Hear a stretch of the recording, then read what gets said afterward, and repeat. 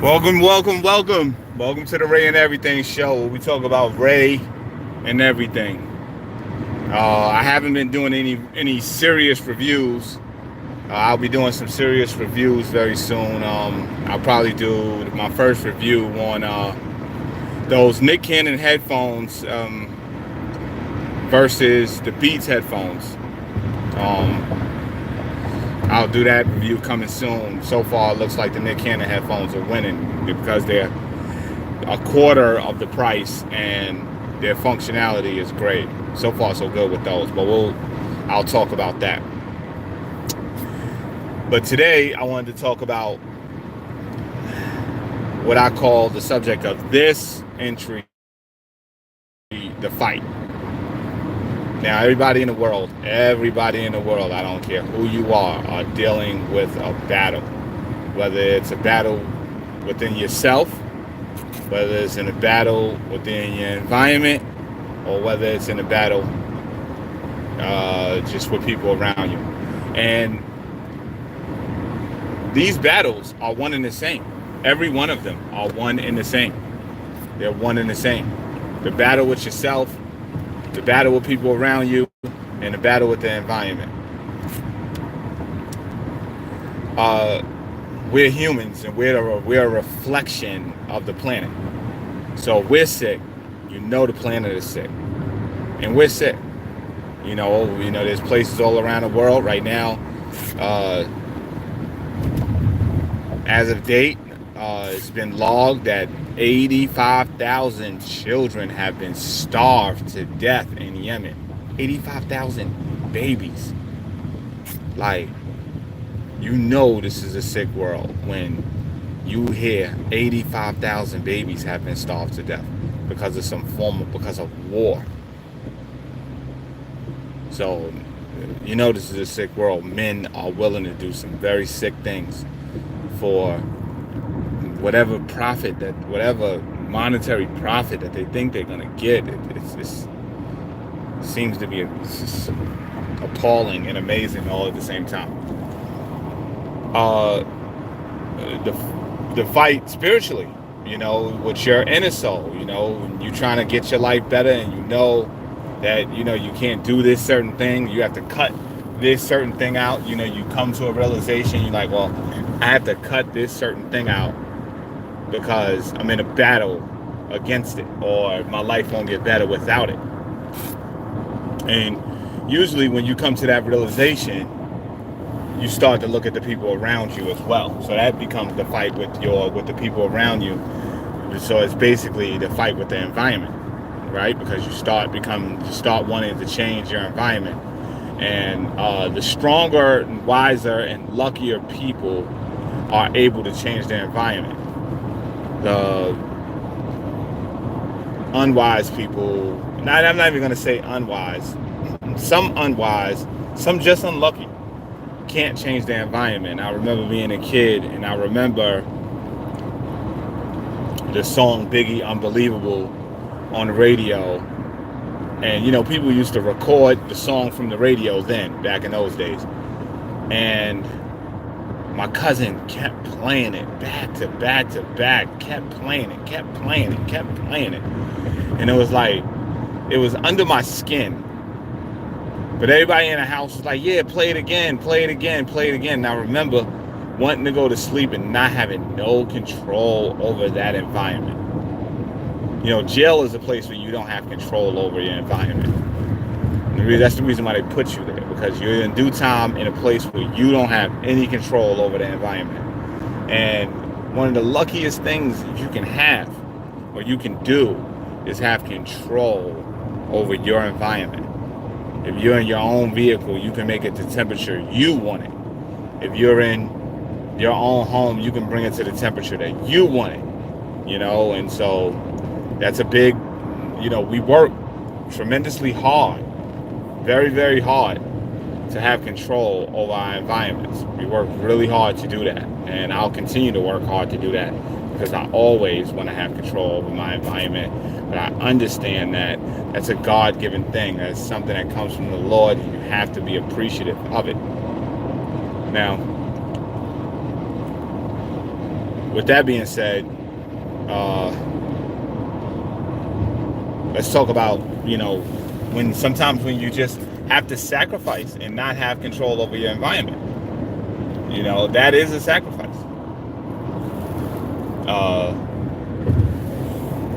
We go out there, we'll do a second job where we hate the environment at the second job, but we do it because we want to have control over our overall environment in the distant future and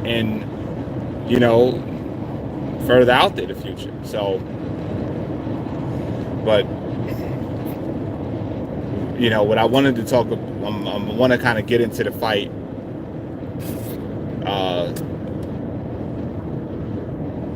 That's outside of your spiritual fight. So there's the fight within your spirit. There's that fight, of course. There's that battle.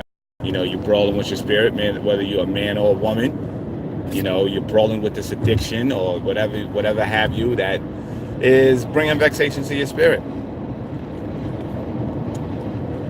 In a broader sense, we're fighting a battle versus a good versus evil battle. And sometimes you don't, the evil is very cunning. You can't really see the lines clearly. And you'll be supporting evil and not knowing that you're doing so because you can't see the lines clearly.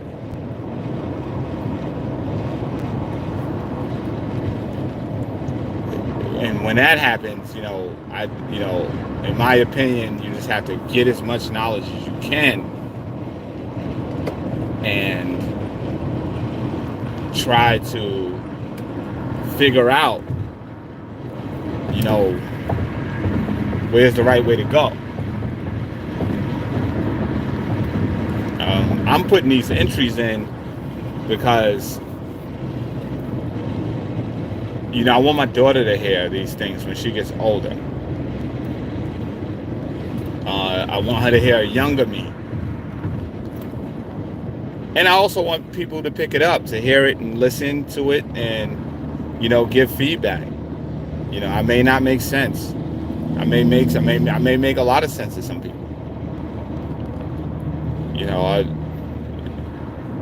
I've had to battle. I've had battles. It's not that I have battles every day. You deal with the demon of procrastination, the demons, all the other different demons that lurk around you. You try to do your best. Life is hard. You try to do your best. Try to do your best. We all are people who point fingers or why this person didn't do this or why this person didn't do that. And, a lot of times we need to point the finger at ourselves. Most of the time we need to do that. No one's perfect. No one is good. Not in my eyes. So, with that being said, I'm watching, I watched this young guy, Tekashi 6ix9ine, become a rapper. He's a rapper and big, so-called big rapper for a little while, and none of it looks authentic. It all looks manufactured. All of it. He looks manufactured. The people behind it look manufactured. And the reason why that was because they were trying to put on it. We're really doing a lot. And what I want to add to that situation, what I want to say about that situation,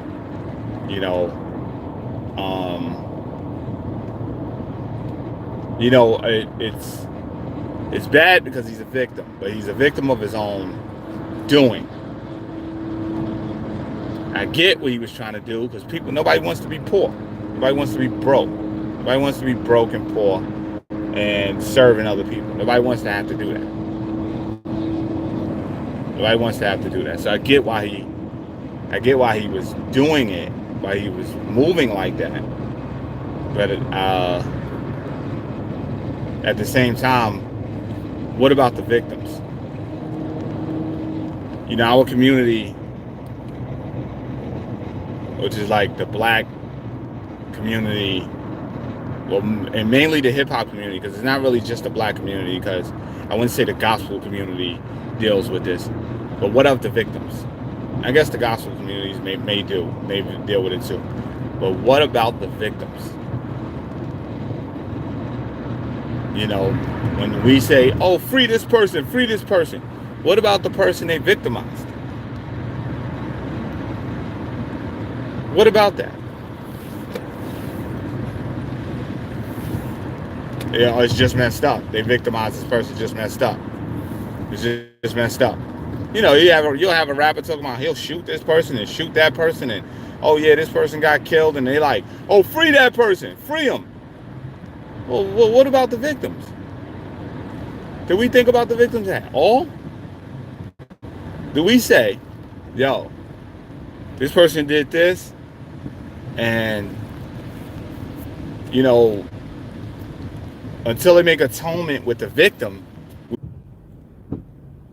Okay, I'm back. I'll look for a second. Ray and everything. This chapter I'm talking about the fight. And what I was getting into was, what about the victims? Right? You know, no one wants to. I'm not gonna. I guess it's dependent on the crime. You know, that's when we celebrate or not celebrate victims. You know, but we never, and I don't mean celebrate victims, but we don't say, well, you know what about this person's victims? We're always screaming, free such and such, free Bobby Shmurda.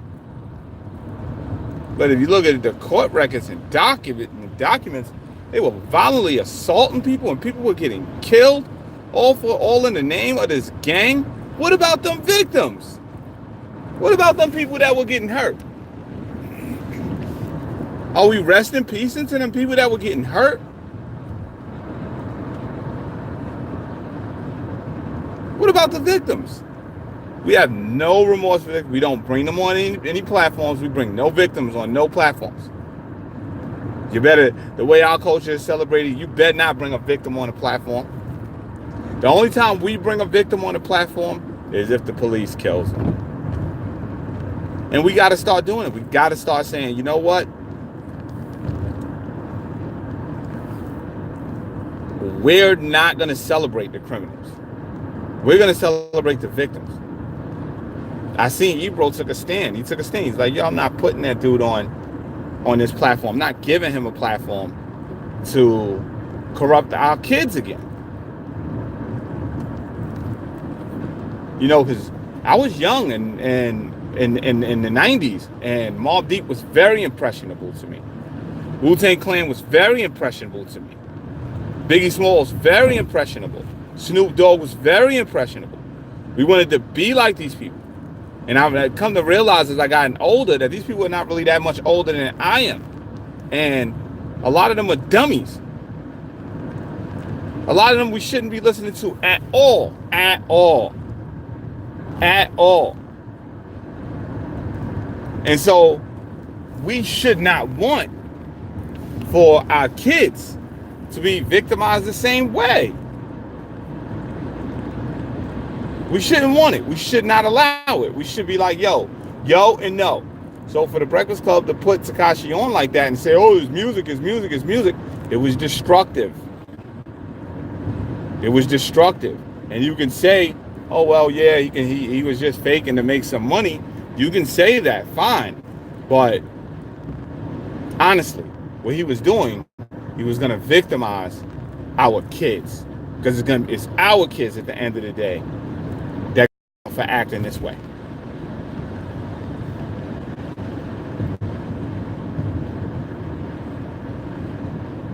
Because the last couple cases I checked, rich people get off. Rich people very rarely go to jail. They get light sentences to suffering from affluenza and all kinds of other nonsense. The kids in the poor neighborhoods that are going to go to prison for acting this way, being in a gang, for doing all this. And you can very clearly say, oh, well, he was just a kid, he didn't know. But he was warned. He talked in the language of a gangster. I was interviewing every other sentence he's saying blood and blood and blood. So now, what? Now he's not a gang member, he was just putting on? Well, if you were just putting on, you were putting on to destroy our kids.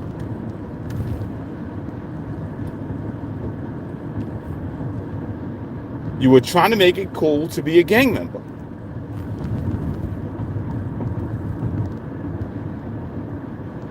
And people are arguing to say, oh, yeah, well, he made it. He did it for this. He made it. He made it. He made it. He had this much money. He made it. He made it. No, he didn't make it. He made what? He made what? He made what? I see more his antics than his music. I don't know a line from his music. I don't know a line. Not one line. So his music's not really resonating. It's his antics that's resonating. And it's bad. And it's a bad influence on our kids. And who's backing this influence? So once again, that's the fight. I feel sorry for him because, he's a victim in himself, because people were putting him out there on a front face to be victimized this way. However, our community are the victims.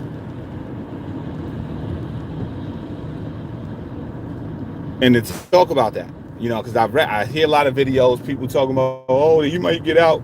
Listen to me and listen to me very carefully. When you're dealing with the SDNY, so that's the Southern District of New York, they take the highest profile cases. These people are not playing here. And we watch rich men, very rich men, go broke trying to fight the feds off these cases. That little 1.75 million that Tekashi claimed that they claim to have in that bank account that he has, if he has or not have, or whatever, that's going to be gone in attorney fees. This is not like any other little piece of little nonsense, You can't get a retainer, a $5,000 retainer for an attorney to fight cases like this.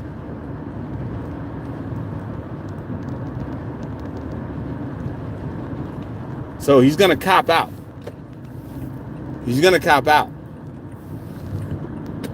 And depending on what they got, the sooner the better.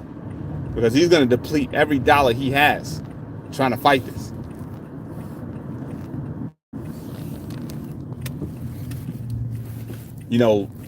The Bible says, get knowledge, get wisdom. Without these things, it's hard for you to make it. Understand who these people are, who these districts are, what is going on, what these people are saying. This is the Southern District of New York. They have some of the best attorneys you can get. Weiner came out of the Southern District of New York. Giuliani came out of the Southern District of New York. They took out mafia. You think the mafia is going to have just a little 1.75 million? No. Wake up, people. Get knowledge. Get wisdom. Learn. This is the fight. Ray and everything out.